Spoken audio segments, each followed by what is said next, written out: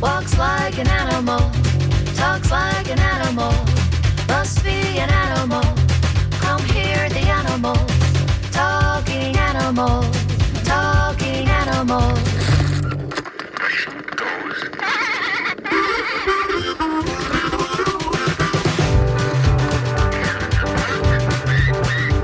It walks like an animal, talks like an animal, must be an animal. Come hear the animals, talking animals, talking animals. Good morning. This is Talking Animals on WMNF. I'm Duncan Strauss, and before we go any further, I'd like to extend a huge thank you to all who donated in support of Talking Animals before or during our Fund Drive show, part of WMNF's Summer Fund Drive, which just concluded earlier this morning. In these uncertain and trying times, it's gratifying and greatly appreciated to experience such strong support for the show and for the station. Very much including Talking Animals reaching our fundraising goal, and we just really appreciate the support. In fact, earlier this morning, got another donation in support of Talking Animals from Carol Lyons from St. Petersburg, Florida, with a nice $53.70 pledge, and she's getting the WMNF window cling. So again, you can still donate at WMNF.org, and you can still get nice thank you gifts, and she nice up to that in her comments. Love your show, Duncan. Great to hear about all the different ways folks are helping so many different animals, especially like your interview with Jane Goodall. Admire her so much. So thank you, Carol, for the donation and the kind words. And again, anyone out there who either didn't get a chance to donate during the last week or so of the fund drive or would like to donate again, God knows if you're following the news, we need the extra help more than ever right now. So go to WMNF.org and donate in support of the station. That'd be great, whether it's support of Talking Animals specifically or another show that you maybe missed a chance to donate on behalf of. Either way, it'd be great to get additional support if we could here. Meanwhile, moving forward, my guest today is Glenn Hatchell, returning for the 13th, count them 13, installment of Ask the Trainer. It's the longest relationship I've been in. I should turn on your mic. So that means that as of this morning, we're approaching 13 sessions of inviting listeners to call in with questions for Glenn about their dogs or cats' behavior. Questions about other animals, of course, are always welcome, too. If you've heard previous editions of Ask the Trainer, which we aim to present every couple, 3 months or so, you'll recall that Glenn served as the behavior and enrichment manager at the Humane Society of Tampa Bay. He's now retired from that position and is an accomplished dog trainer and behaviorist. He's also a former WMNF programmer that many remember, of course. During Ask the Trainer shows, Glenn fields several calls and emails seeking to answer listener questions about their animal's behavior and or provide guidance on training on how to otherwise address particular issue. So this morning we again invite listeners to call in 813-239-9663 with questions for Glenn, or the questions can be submitted by email at dj@wmnf.org or via text 813-433-0885. And we've learned, for what it's worth, over the years that phone calls tend to be a little more effective just because they enable Glenn to ask the caller follow-up questions, more sort of precisely assessing the issue that they're calling about and better calibrating his recommended solution or suggestion. Still, for listeners not able to call or who just prefer to write in, maybe you're at work and you can't really get on the phone right now, whatever it might be, we also absolutely incorporate questions submitted by email again at dj@wmnf.org or text 813-433-0885. So you can feel free to call or email us getting started now while Glenn and I talk for a few minutes. And so Glenn, we had a little chance to chat before the show, and as we often do, but we had a little more time than usual. So we have kind of an interesting thing that I want to explore with you about dogs that seem inconsistent about what they should be doing, responding to a command or a behavior like that's expected of them, and there may be one or more factors that are affecting their ability to respond the way that's expected. So that's a great way to start the show. Good morning. Good morning, Glenn. Thanks for coming back. So have to think about the pledge that you said there. So the show is so impactful to the animal world that the Lions are making contributions. That's right. That's right. I picked up on followed that. So. Yeah, so they're not only talking, they're pledging. That's right. That's So, right. Yeah. I mean, that's impressive. That's impressive. So it's good to be back for the 13th time. It is hard to believe that we have been doing this for over 3 years now, but I'm loving doing it. And even my dogs, when I go out and I want them to sit at some point, for example, or if we see another dog coming, they're reacting differently today than they did yesterday. It could be better, it could be worse, but there's so many factors that are going on for them just like they are for us. Even though things that are influencing us and may be affecting us right now, like what you may hear on the news or how much money you're spending on certain things, that's our world. That's the kind of things that are bringing stress on us. But the dogs aren't aware of any of that kind of stuff. They can see some things, probably how we're affecting us, but there are a multitude of things that we don't really think about that are influencing the dogs the same way that the world influences us. Just thinking about thunderstorms. I've noticed, I noticed with one of my dogs this morning when I brought her out for a walk. At the very beginning, there was that same hesitation in her body and the way her ears were that it was yesterday evening, right between the rain showers when I took her out to go to the bathroom. And so that is got to be last time we came out, this is how it was. Yeah. What's it going to be this time? Exactly. And anticipating, I'm going to get ready just in case the wind starts blowing or, rain starts falling. I like to think of that as if you almost miss somebody running a red light at an intersection. You are always going to think of that specific instant every time you go through that intersection.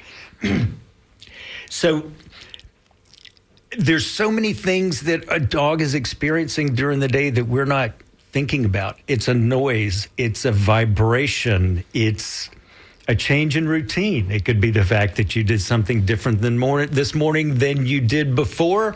And maybe we think our dogs are great with change. They may not be as good because they can't tell us. So sometimes this kind of stress these are examples of what are going to influence your dog to do the things that you think they would be able to do, such as sit. And I use that as an example because we take advantage of sit when we're out on a walk, or if you're at the vet office, for example, you are filling out a form and basically you just want your dog to sit by you for the moment or stand by you and not do anything. Mm-hmm. Well, it seems like it's easy to do, but all of us who are dog owners know that that's not always easy to do because, look, right there at that eye level, there's a really cute Pomeranian or, something like that. Sure. So there's so many things that are happening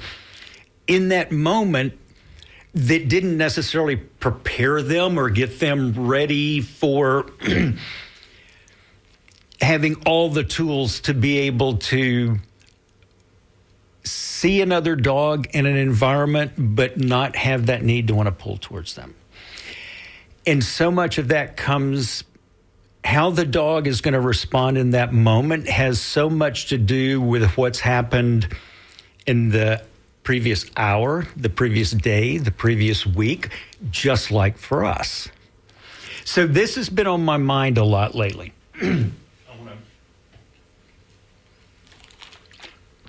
And part of the reason is because I'm dealing with several dogs, dealing with dogs that this is the challenge. They can sit in certain moments, but when you get them outside on the walk, they go crazy. They want to go bouncing. There's no focus back on the handler. And what we really want is to have the dog waiting to see what the handler is going to ask them to do next. Yeah. So that's that anticipation of, ooh, what do you want me to do? What do you want me to do?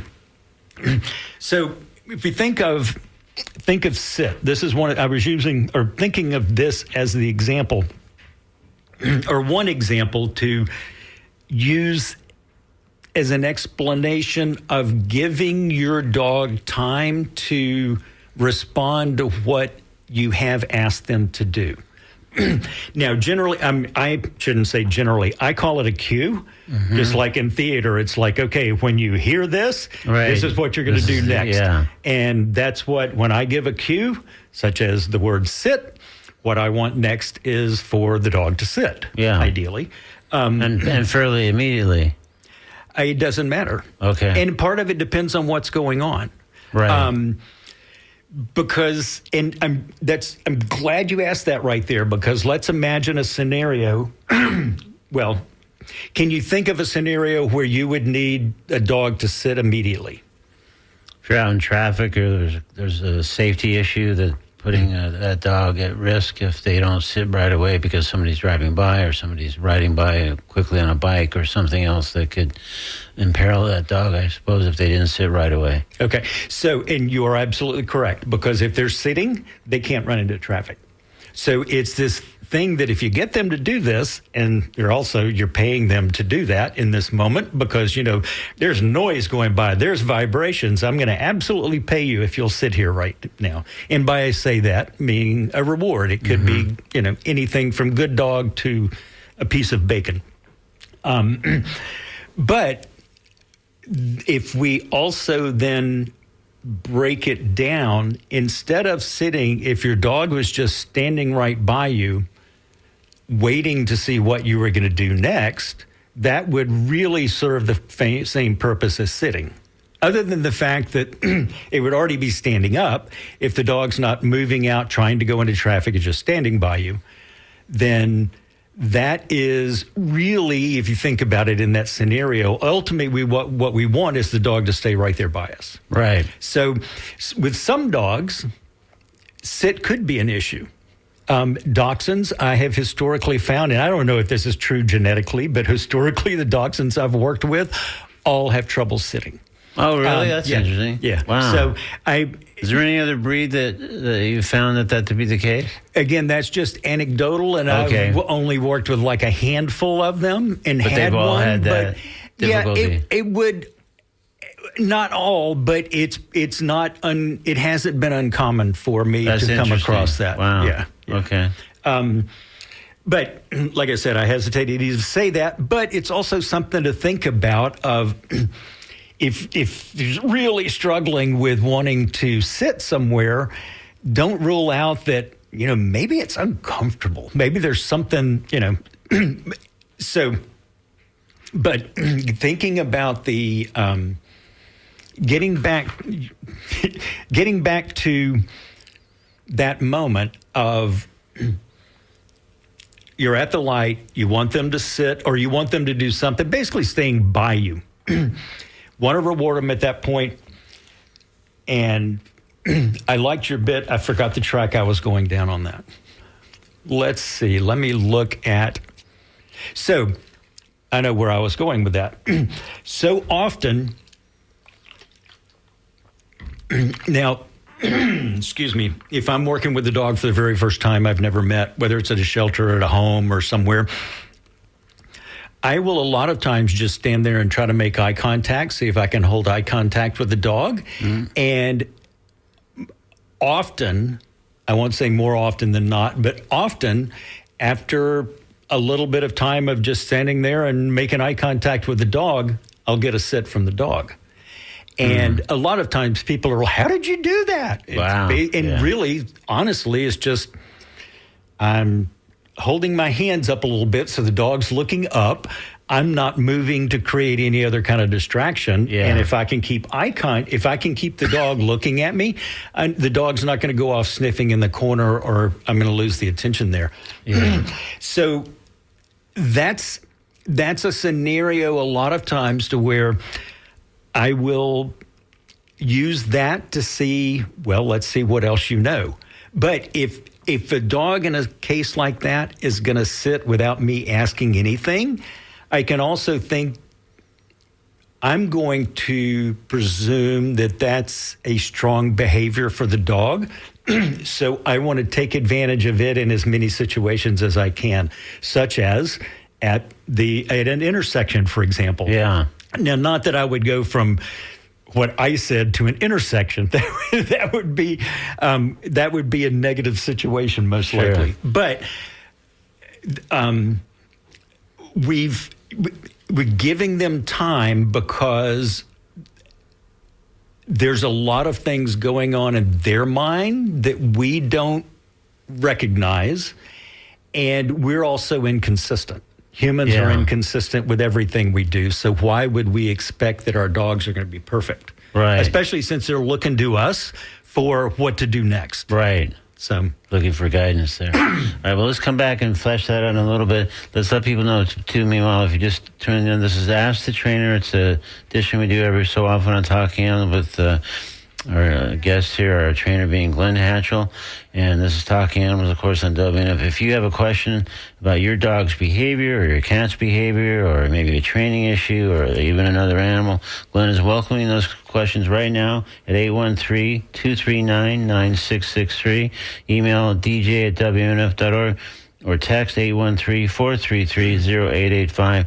And if you do call, you probably won't hear from a screener first. I'll probably just quickly put you on hold, and then it might be a few minutes before we get to the call. So just hang tight, be patient, and we're going to get our first caller on the air right now, in fact. Hi, you're on Talking Animals. That's the trainer with Glenn Hatchell. Are you talking to me? Yes, it's you. Go ahead, please. Okay. How you doing today, first of all? Very well. How about you? Oh, I always do good. I have a Belgian Malinois that I did get for free, and he's about 2 years old now. And I've discovered he's a little scared, and he's nipped a few people, and he hadn't bitten them, but he's nipped at them. And I've been talking to him for at least 2 or 3 minutes. He doesn't go after them right away. And I don't let him near any dogs.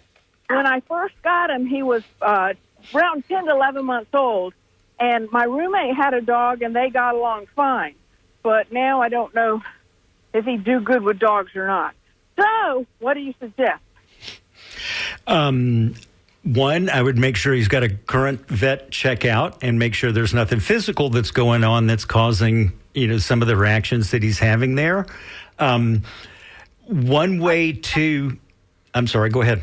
I've done that. Okay. A couple of thoughts that come to mind are doggy daycare. You want to do a lot of research about where that would be, because since he's got those issues, you don't want to put him in a situation that would add on to something that's all bad there already. You said you keep him. You haven't let him get close to other dogs. When he sees other dogs, when you're out on a leash walking him, what does he do? He's very good with me. Now, in the beginning, when I first got him, he pulled at a few dogs, but I didn't let go of the leash. He pulled me on the ground. Now, I have a dog that's on the other side of my backyard, and he goes and really barks at them, and I'm trying to teach him not to do that. But can he see the dog on the other side of the fence? Well, I put up a few boards, but if I have a fairly nice yard, so you can't see it from the beginning. And now, too, since I've been working with him so much, he doesn't do it all the time as long as he's not back there. If he's like halfway through and I say leave it or no, he won't go. Mm-hmm. But if he's getting pretty close to him, then he'll go, and I have to literally go over there.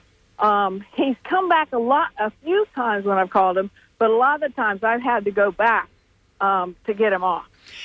And that is, he's got a lot of, there's something really interesting back there that's a lot more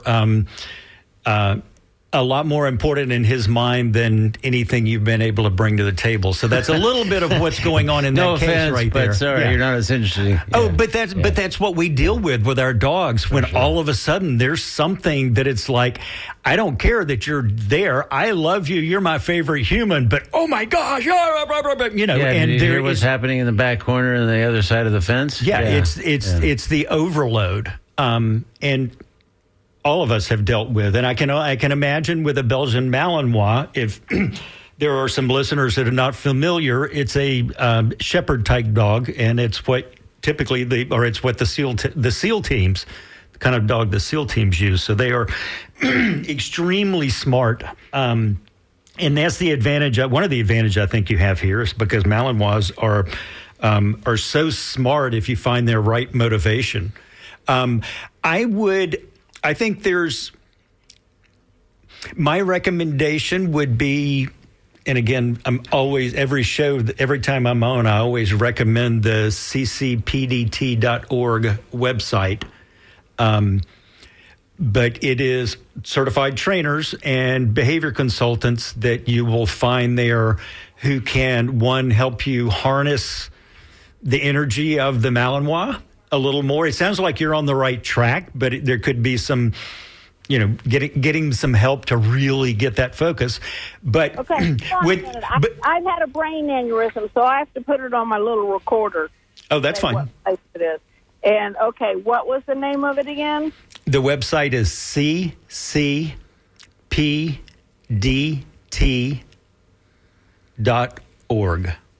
Now, let me see if it came off good. The website is Yeah, I can hear it fine. Okay. Now, I can't read a lot because it took away that too. But I can go through things and see which ones are applicable to me. Mm-hmm. Well, some of the ones that you'll find will be able to do some some controlled dog introductions, which is what you'll want with him. Well, first I would want him not too bad with people. And that would be the place to start. Okay. All right. Well, thank you so much for your call. Hopefully that gets you further along with your dog. And I think Glenn has made some good suggestions on that website. I think you'll find very helpful for sure. Okay. Thanks. Thanks Appreciate for it. calling. Okay, we're going to take our next call here. Again, this is Ask the Trainer with Glenn Hatchell. People are calling 813-239-9663. They can also email their question or issue for Glenn to explore by emailing dj@wmnf.org, or you can text 813-433-0885. If you do call in, again, we'll probably put the call right into hold, so you won't speak with a screener, but then it might be a few minutes before your turn comes up, so just hang tight and bear with us, and we'll get to you. So we're going to get to our next call right now, in fact. Hi, you're on Talking Animals. It's Ask the Trainer with Glenn Hatchell. Hello. Hello, it's you. Go ahead, please. Hi, thank you. I just adopted a 15-month-old wolfhound who is shy with strangers, but otherwise goofy and normal. But he completely pancakes when you put a leash on him. I've never seen this behavior before, and I've had many dogs. If I walk away, he'll follow me with the leash dragging behind. But I need some advice on how to get him past this leash issue. That's really interesting. So he will. So it's when you take a hold of the leash and start to walk is when he pancakes. Correct. And I have to, he sees me grab the leash, and he doesn't run away, but he avoids me. Okay. But yeah, he lies, and I pick the leash back up, and he lies down. And if you drop the leash, then he'll follow you around. Correct. Have you tried? I don't know if you have a secured area. Have you tried this outside? Oh yeah, it's all outside. Okay, so I have acreage, and he follows me and the other dogs everywhere. So it's not a problem to take him for a walk. I just can't take him anywhere else because I can't put him on a leash. And so have you tried walking him on the leash inside the house? Not really walking him inside, but just putting the leash on and, keeping the leash on him when he's just like laying around the house. I have tried that to try to get him accustomed to it. But he still pancakes in that case. He does. He's not happy. It's sort of, clearly he's not happy about that. Yeah. But he will get up and walk around the house occasionally. Mm-hmm. But not when I go to take the leash and try to guide him. And how long have you had him? Roughly? About About a month. a month. Okay. Yeah. Has he shown any sort of avoidance or hesitation for anything else he's come across that you can think of? He's shy around new people. You have to let him come to you, Mm-hmm. but he warms up quite quickly. Mm-hmm. That's really the only other thing that I've noticed. I would, considering that it's been about a month and everything is still new. So there's a, it's called the rule of three, but of course there are no rules. That is kind of the thought about a dog acclimating in a new home. And like the first 3 days, they're learning kind of the routine, the fact that they're going to get fed. When they're going to get fed, they're going to go out. And at about 3 weeks, they've started really kind of integrating to the day-to-day activities. And then after about 3 months, the dog's really comfortable and settled in the home. So I think there's probably an aspect of newness that's happening here, especially considering 15 months. Do you have any idea if he's ever lived in a home before? Yes, he was actually, we rescued, he was a rehome situation. Okay. And the person we got him from said that he had the same situation when she first got him and had property and never put him on a leash. Didn't have to put him on a leash. Okay. And so so apparently he's had this weird shyness and leash avoidance since he was a puppy. Yeah. Well, did he avoid it as a puppy or just never had it?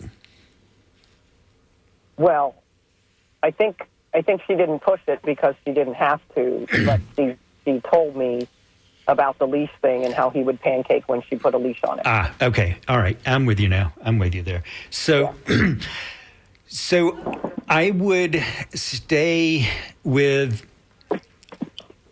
so my first thought to try, and you may have done this, but what I would do for my first step would be to have some kind of high value food that he's maybe never has before, or, I don't know what you've given him, but I'll use cheese as an example because typically dogs don't get cheese as part of a regular bit, but it's a really high value treat that a lot of them will do most anything for. Cheese, hot dog, something like that.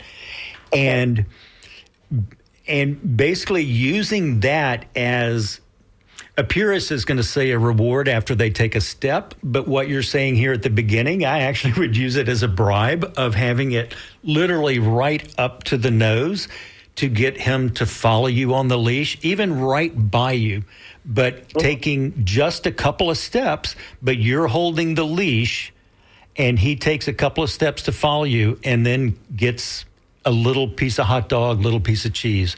And when I say that, I'm not talking about a whole stick of string cheese. This is taking a hot dog and quarter them and then slicing them very small and such, because dogs don't care about quantity as much as quality. Okay. But again, the idea around two things. One, he's getting something good for taking that step, but it's also a positive experience versus being a negative experience. And I'll say, now that I say that, I'm thinking more of, in that case, let me rephrase that. In that case, he is making the choice to follow you so he can get the hot dog rather than having to go with you possibly because you're pulling and dragging on the leash. And I'm not saying you are, but that would be a natural tendency to try to, let me see if I can get that first step started, Sure. So this is one to where I would see where you can get success and then try to replicate that success in other areas with hopefully the idea being that you can get him to walk outside. The next big thing may be that you can get him to walk to the house next door and he won't go any further than that. So that I can absolutely see that being, the next big wall that he would have to cross. That doesn't make sense, but the next big thing that he would come up to, and with a dog that shows we don't really know what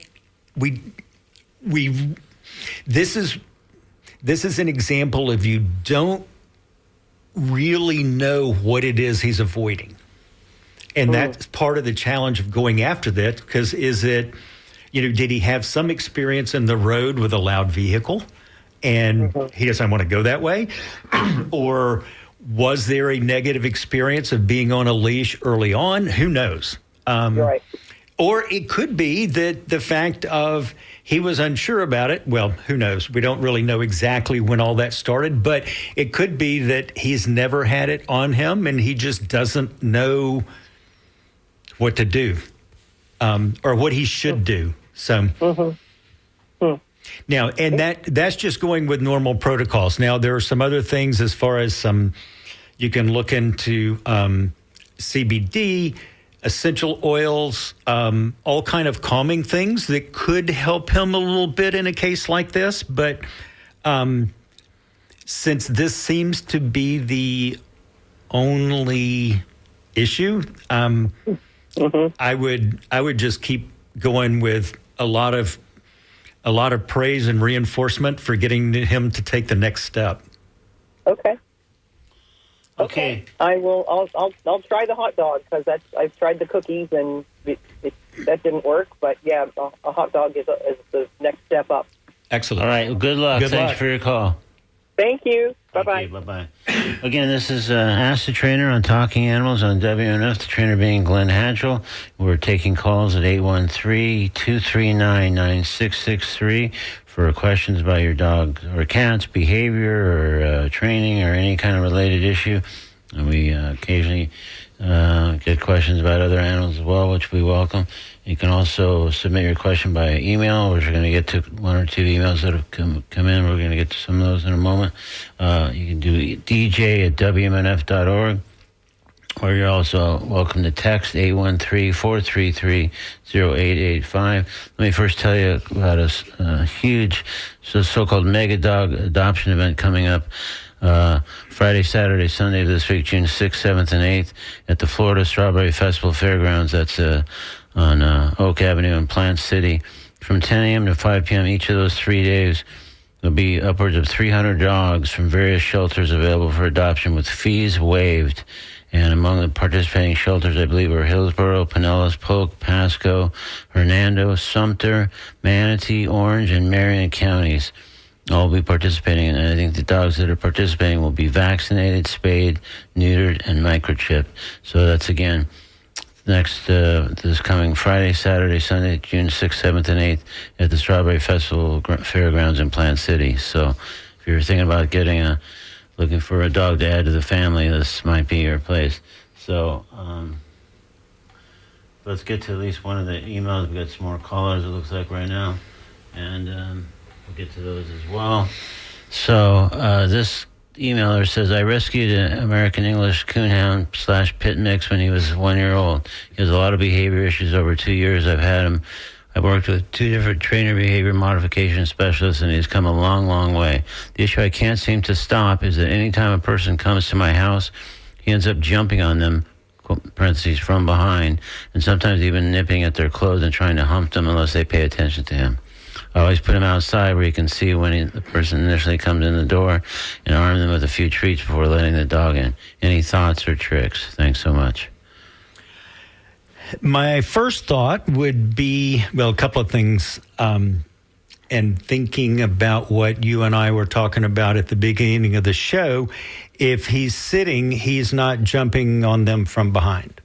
So, but I can imagine it probably they go walking away, and then he's probably getting at that point when they are when they're walking away. That's when he's going after it. Now's my chance. Exactly. Yeah. So I would actually, when someone's coming over, and I'm assuming that all of the logistics works for something like this, is have him on leash and keep him on leash so he does not have the opportunity to jump on them.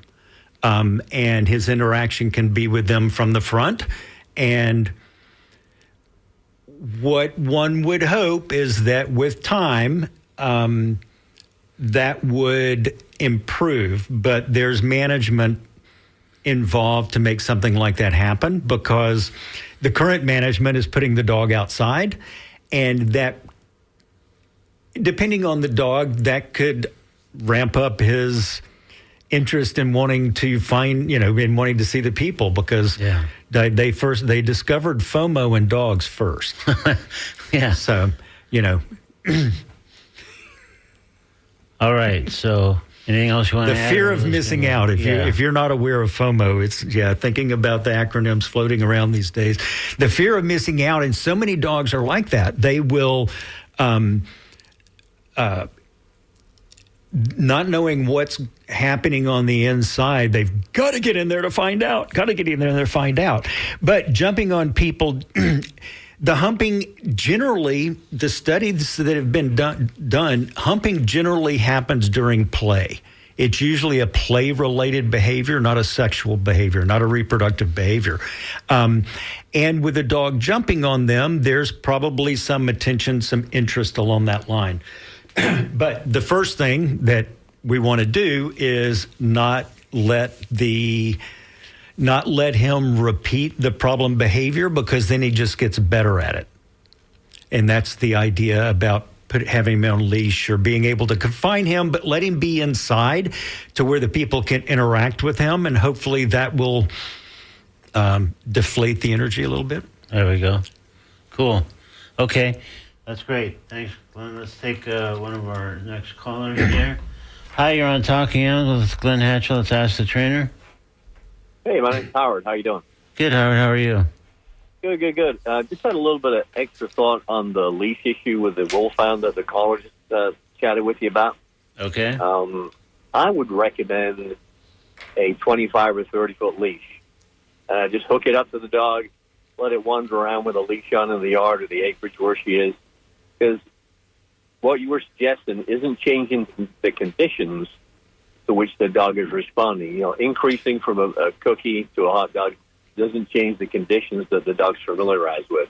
If you hook a lung line on, you change the conditions in which you approach the dog with something attached to its neck, and it can learn to deal with that on its own without having to bribe it. And then if she can just let it drag it around for a while, pick it up eventually, and eventually walk toward the dog. Don't even reel it in. Just walk the dog with the leash in the hand, that you can shorten that as the dog gets accustomed to it.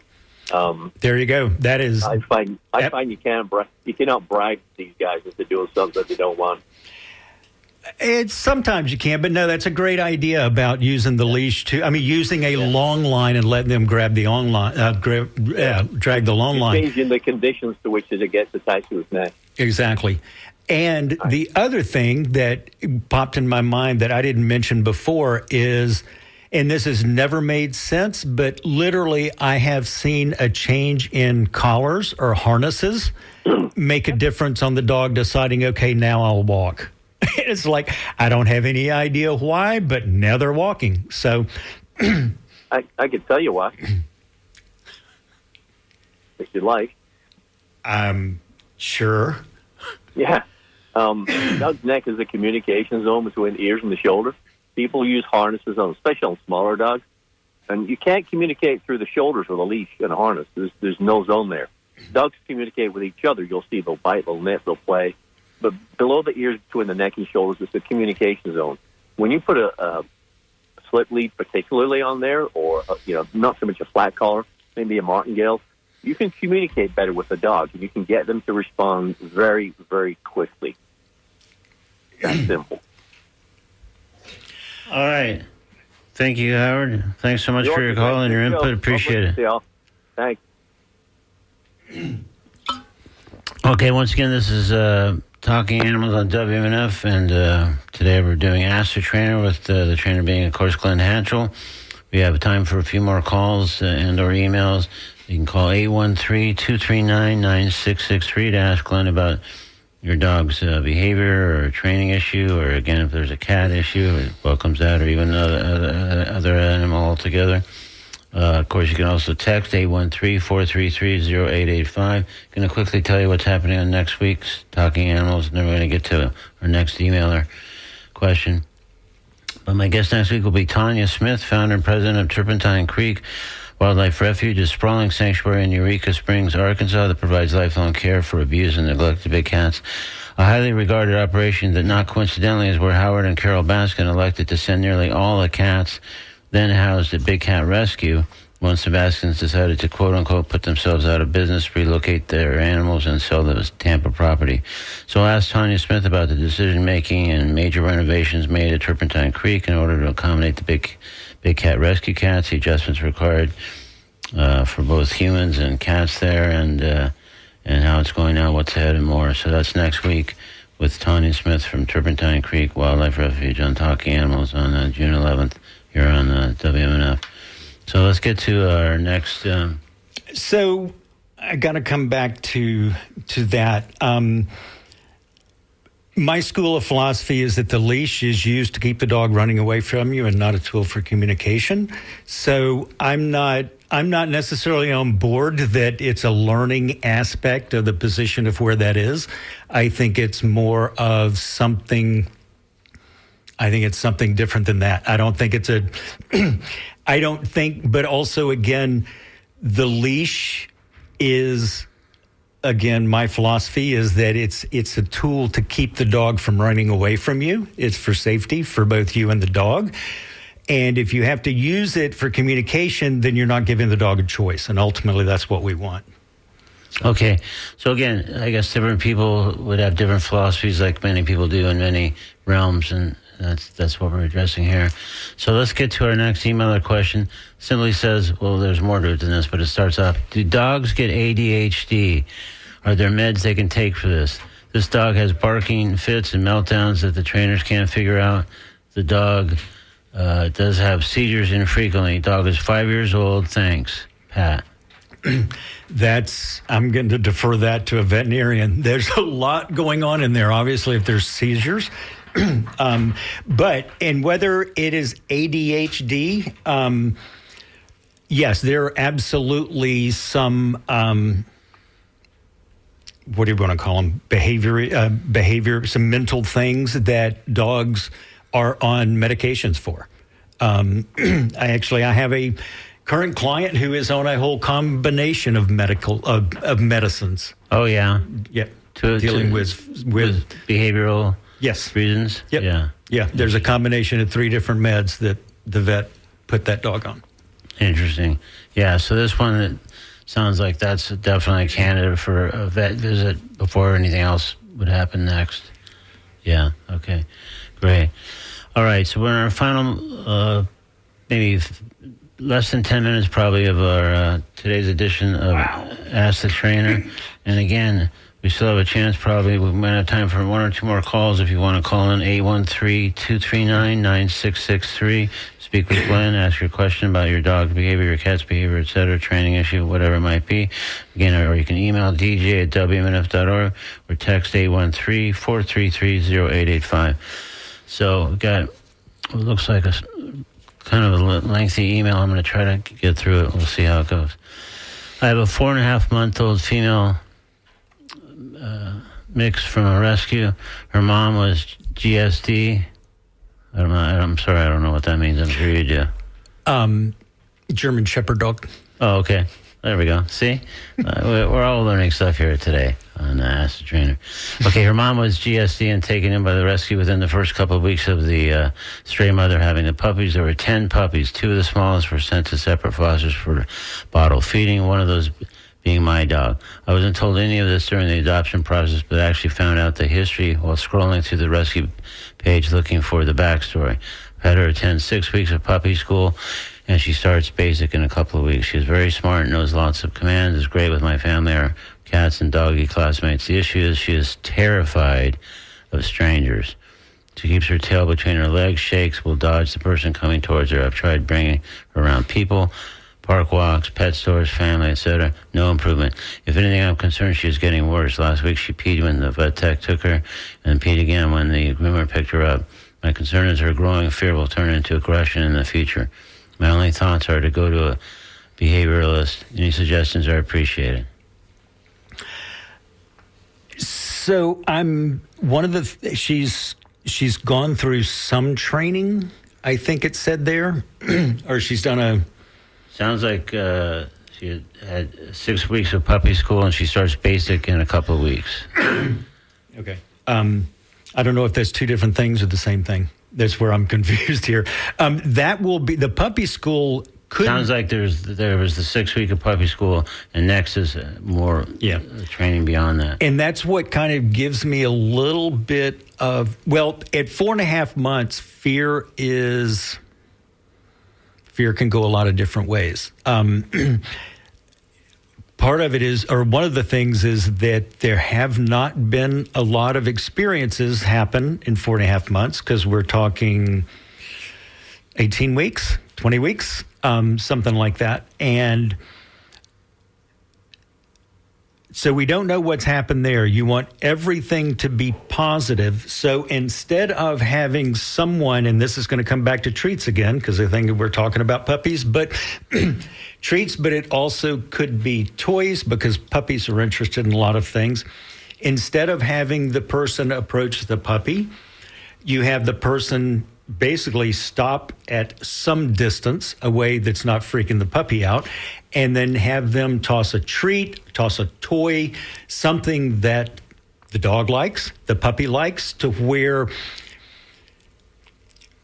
the puppy starts thinking, instead of stranger, oh my gosh, I'm in danger, it's stranger, oh boy, here comes this is the kind toy. of cool. I could get used to this. Exactly. Yeah. Exactly. Now, at 4.5 months, the good thing is they're young enough, because I've worked with dogs before that had some pretty strong fears at that age. They're strong enough with the right socialization with other dogs and also a mix of people that they really can get past. They can get past these in the right environment. Yeah. But again, we don't know. That's what we never know is the fear because of a past experience, or was it lack of exposure to something during a key time of development? Yeah. And experience we can overcome. Something missed during a time of development is something that can hang around for a long time. A little more involved. Yeah. All right.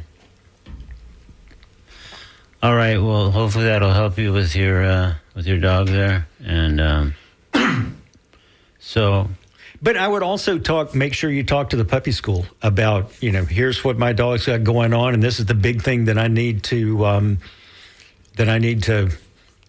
with him and overcome. She was at puppy school.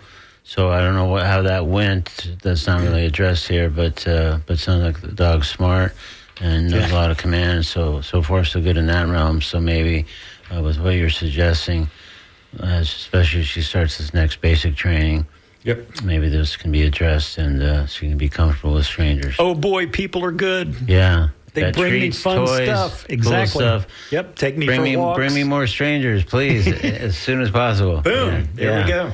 So, all right, Glenn, so we're sort of nearing the end of the thing. I'm going to review a couple of things, including the dog adoption stuff and what's happening on Talking Animals. But anything else you want to circle back to that we started at the top of the show? Give your dogs time. Just give them time to think about what's going on, what they're dealing Regardless of the situation. If they're not trying to pull away, and thinking about if you're somewhere and you ask them to sit and they don't, let's say, so there's some things going along and they're not sitting for you, but they are standing right there by you, don't worry about it. I mean, that's a good behavior. If they're not pulling away from you, maybe they're not sitting, but if they're standing right there by you, let them know that I'm okay with this. May not be exactly what I want, but, don't punish them for getting a B on the test. Right. And is there anything that would alter that based on their age, how long you've been together, or anything like that alters any part of what you're suggesting? Definitely time together, because that's where the bond happens. Yeah. So there's no way to speed that up. It just takes time to develop that bond. But dogs are masters of routine, and they're going to figure out, oh, I haven't been asked to do anything, or, oh, I'm being looked at. I should probably go ahead and sit, because often I'm asked this. So it kind of becomes, the dog learns what they should do in those situations. That's great. That's what we want. Yeah, that's very good. All right, cool. Well, anything else you want to add? Otherwise, we're going to sort of go into our... See you again in a few months. Yeah, for sure. Well, thanks, Glenn. Thanks for everybody who called in or emailed in. And thanks, Glenn, for all your great help and guidance. And so we have just about reached the end of today's edition of Talking Animals on WNF with a special edition of Ask the Trainer, thanks to Glenn Hatchell. So coming up on WNF, it's The Conversation, the great show hosted by Mario Nunez and Joe King Carter. After that, it's The Scoop, WNF's brief news recap. Then we shift back to music programming with Jim Bannon holding forth from 1 to 3, followed by Nancy C. hosting the Wednesday Traffic Jam from 3 to 6 p.m., at which point our terrific Wednesday night block of Latin music kicks in. And again, next week, June 11th, we'll be joined by Tanya Smith, the founder of Turpentine Creek Wildlife Refuge in Arkansas, discussing various aspects of this sanctuary for abused and neglected big cats, including those who formerly lived at Big Cat Rescue in Tampa, and how that went taking, I think there was a few dozen cats that went from Big Cat Rescue out there, so just building the habitats and enclosures and how all that went. It'd be, I think, really interesting. Plus, it's a really noted sanctuary even before that happened. So that's next week here on Talking Animals on WMNF. So also invite you to visit TalkingAnimals.net for audio archives of every show we've ever broadcast. Apple Podcasts are available there too, as well as on other podcast platforms. Also links to our social media pages. And you can also subscribe to our newsletter to find out about our guests a couple of days beforehand and other news from the Talking Animals world. I'm Duncan Strauss. Thanks very much for listening. Thanks, Glenn, again for another great edition of Ask the Trainer. And have a good week. Be kind to animals. Be kind to others. Be kind to yourself. This is Talking Animals on WNF Tampa, Brandon, Clearwater, Largo, Weeki Wachee, and beyond. See you next Wednesday right here at 11 a.m. Talking Animals. And again, never too late to help support the station and its fund drive at the end of this morning, but we're happy to take further donations at WMNF.org. All right, thanks again for everything. We'll see you next week here, Talking Animals on WMNF Tampa.